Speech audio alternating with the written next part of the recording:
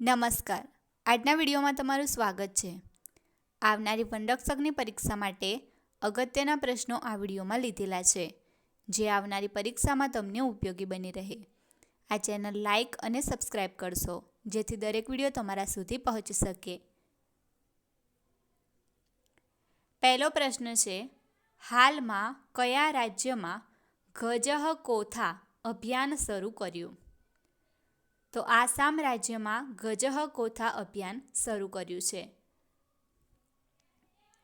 હાલમાં માનવ હાથીની વધતી સમસ્યાને નિવારવા ગજહ કોથા અભિયાન શરૂ કર્યું, જે અંતર્ગત નિવાસીઓને હાથીના મહત્વ માટે શિક્ષિત કરવામાં આવશે. બીજો પ્રશ્ન છે, હાલમાં જારી કરેલ રિપોર્ટ અનુસાર ભારતના કયા રાજ્યમાં સૌથી વધારે વાઘ જોવા મળ્યા? મધ્યપ્રદેશમાં 785 વાઘ. 29 જુલાઈએ આંતરરાષ્ટ્રીય વાઘ દિવસ ઉજવાય છે. આ અવસર પર પર્યાવરણ અને જળવાયુ મંત્રી અશ્વિની કુમાર દ્વારા જારી રિપોર્ટ અનુસાર ભારતમાં વાઘની સંખ્યા 6.1% પ્રતિ વર્ષે વધી છે. હાલમાં ભારતમાં વાઘની સંખ્યા 3167 છે. સૌથી વધુ વાઘ ભારતમાં છે, દુનિયાના 75%. પ્રોજેક્ટ ટાઈગર 1 એપ્રિલ 1973માં અમલમાં આવ્યું હતું. હાલમાં ગેંડાના સંરક્ષણ માટે રાઇનો ટાસ્ક ફોર્સનું ગઠન કયા રાજ્ય દ્વારા કરવામાં આવ્યું? બિહાર દ્વારા. બિહારના વાલ્મીકી નેશનલ પાર્કમાં. હાલમાં કયા જાનવરને ખાદ્ય પશુનો જીઆઈ ટેગ મળ્યો છે? મિથુન.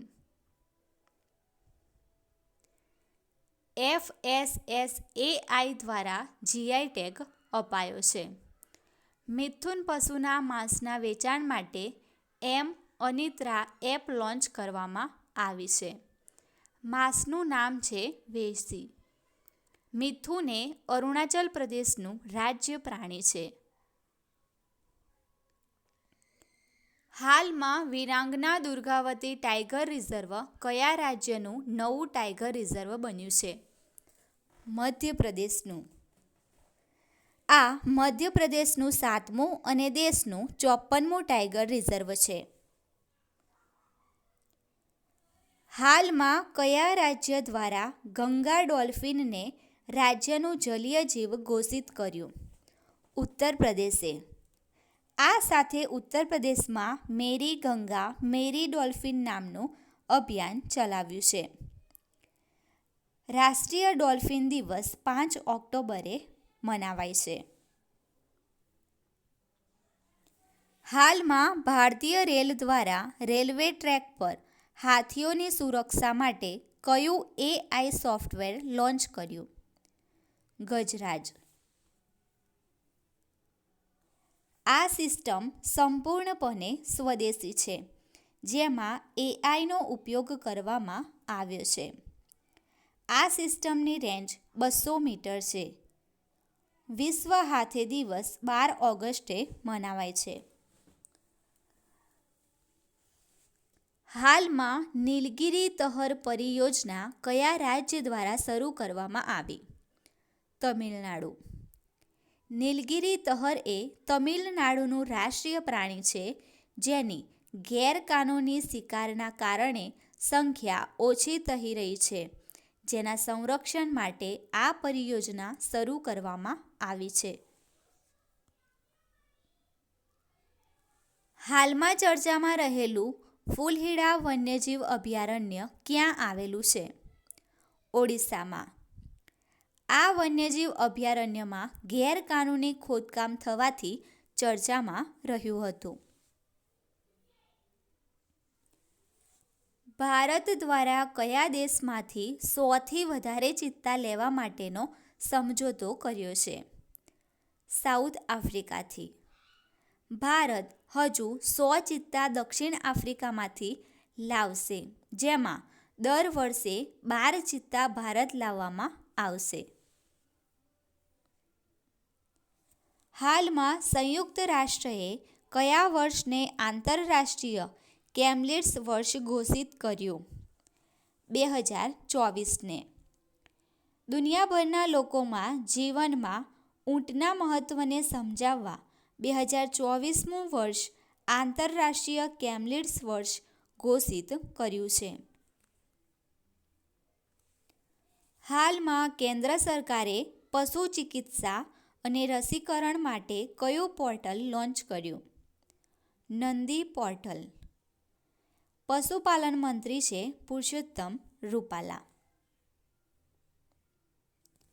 હાલમાં લેબ ગ્રોન મીટના ઉત્પાદન અને પ્રયોગને મંજૂરી આપનાર દુનિયાનો બીજો દેશ કયો બન્યો?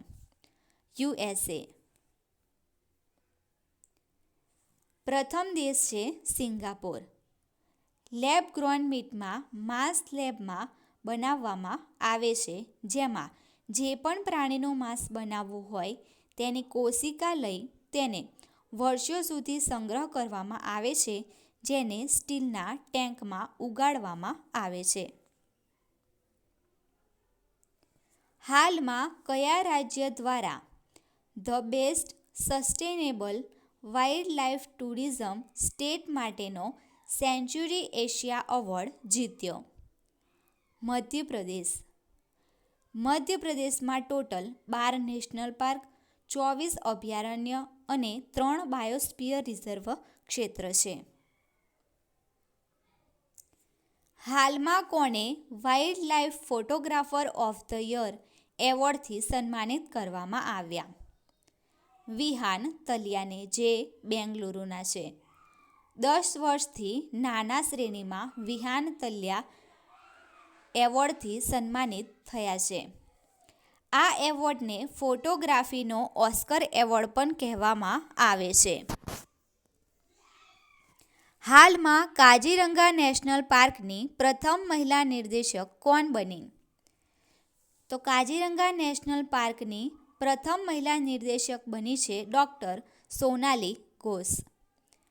કાઝીરંગા નેશનલ પાર્ક આસામમાં આવેલું છે. 2023માં COP28નું આયોજન ક્યાં થયું? UAE ખાતે.